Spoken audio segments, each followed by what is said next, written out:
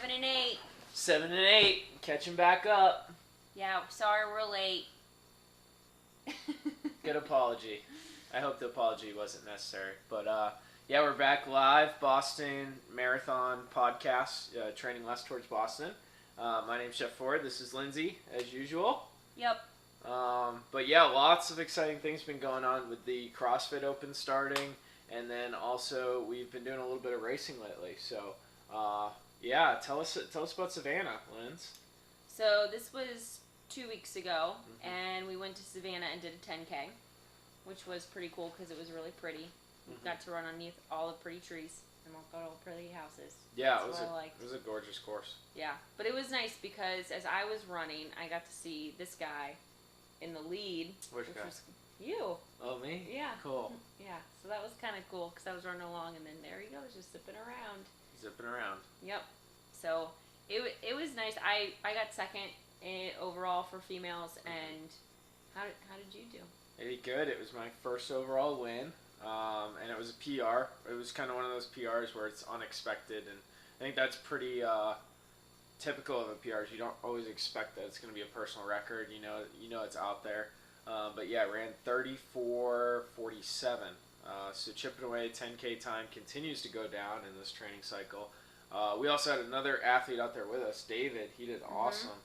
Guy who's been training with us for a little over a month now. He's starting to buy into the strength and conditioning side of things, and he ran 38 flat and won first overall for the Masters. So good results there. Yeah, it was good. We actually went and supported one of our other athletes. Right from there, we drove from Savannah to Jacksonville. That was cool. Yeah, it was a race that supported, like, I think all the proceeds supported breast cancer, so that was kind of cool to see all the different, especially a lot of female. It was a female-based race. It was. Sure. It was 26.2 for Donna, and it was a lot of runners out there from what we saw. Yeah. So we got to see Jody PR. Another PR. It's weird that our athletes keep doing that. It's weird. Just kidding. It's not weird. If you're doing things right, it should be happening all the time. But yeah, she was a little broken up going in. Definitely, she's going to have to regroup a little bit. One of her goals is to get to Boston, but about 3 minutes off her marathon time, so no complaints there. Yeah. And then it was pretty neat because we got to watch a lot of the front runners and just seeing and their the form. backpackers too. Yeah, we got some footage. I mean, I just remember multiple times I just being like, "Ow." Yeah. Ow. When you like, look at runners, like it hurts. oh my gosh, it's hard. Like when you know what good run technique is and you know the standard for it. Then when you see people running the way they do, you're like, oh my god, I need to pull over my car. I need to tell them. Yeah, it's kind of like when you see someone just do a squat and it's so horrible. You actually don't even know what the movement is. It's like, why is running any different, though? Like, why do people not care? Like, people care how they squat. Some do. Not everybody. Yeah. But more than the people who care about how they run. I mean, people are afraid to get in the strength room because they're afraid of doing the movement wrong. Yeah. Where it's like... Where you're out there running, and over the course of a year, here's the percentages, guys. Those training for a marathon, it's between anywhere from 56% to 90% of runners will get injured over the course of a year training for a marathon. So you're telling me the weight room's more dangerous kind of thing? Well, and then it's like you go into the race already injured and you can't expect to do under recovered, your best. the same deal. Yeah. We're kind of going off on a tangent. But yeah, oops. Yeah, I mean, it's just important to, we've talked about this in previous posts, you care about the movement. When you care about the movement, good things continue to happen. Yeah. And then after that, so then last week. It was last week. We did good. Oh, mile repeats. Mile repeats. Ooh. Yeah, you did well on those. You descended the splits, right? So she got a little faster as she went each time. That's what I tried to do. That's what you tried to do. I think you achieved it, right? Yeah. And then we had the 300s. 300s were good. That's like one of those distances where just right at that suck point, and then you do get that rest. But fairly consistent. We've been getting in our 2 to 3 runs a week. And then last weekend, we incorporated the open workout into our training. So 14.1 CrossFit. Yep. So if anybody is familiar with the 14.1, it's... Some probably are. Yeah.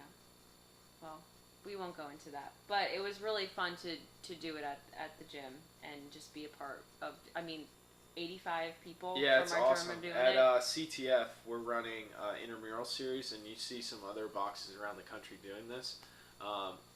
It's unbelievable. The team camaraderie we had there, the people supporting one another. I had like 7 guys in my face, like yelling at me. But really cool. Some people who didn't know what they were actually capable of on game day in that atmosphere. It just takes everyone to another level, and I think that's kind of our topic for today is that like you don't know how good you can be until you try. Yeah, it's true. Lindsay seconds that.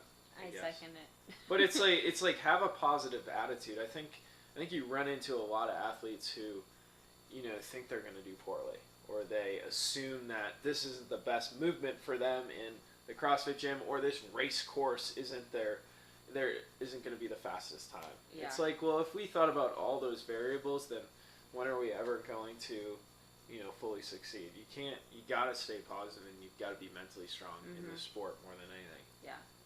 Well, and that's a good, because just with different races and different the way that the courses are set up, it could be a really, really hard course, or it could be in August when it's really super hot. Well, as long as you do everything you can to prepare for it, mentally stay strong. Yeah. Then that's kind of that component we don't always talk about. Yeah, recovery, training, nutrition, big 3, and there's a lot of stuff under those. But in the middle of all that, it's what's your head doing? Yeah. Are you mentally strong? Have you set goals? Do you have a structured attack plan for your endurance activities that you're going after? Yeah. Which we have been, I think, every single week. We have a log.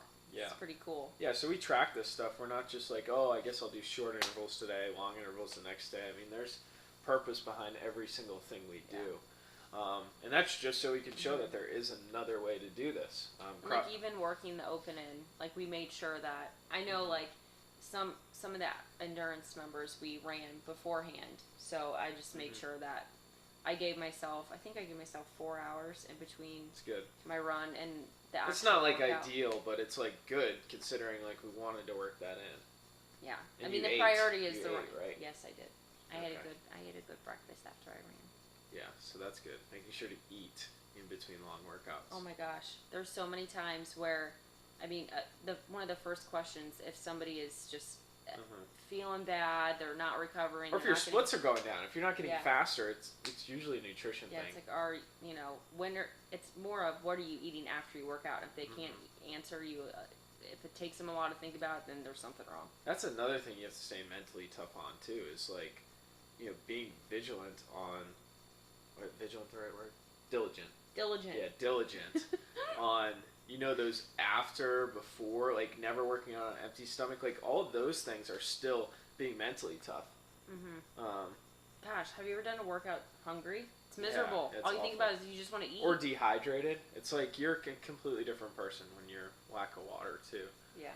So all those factors add up. I feel like we're missing stuff. What else have we missed? Ooh, Palmetto Bluff. Palmetto Bluff is coming up. Yeah. This weekend we have, I think, 14 athletes running. So that's pretty cool. We've got 14 athletes on the fire method of training. Yeah. Going at it this weekend. So we'll be excited to report on that. And it's only 5 miles away from our place, which is kind of cool. Yeah. So we'll have a good after party here. Yeah. So you should come. Well, they probably can't come.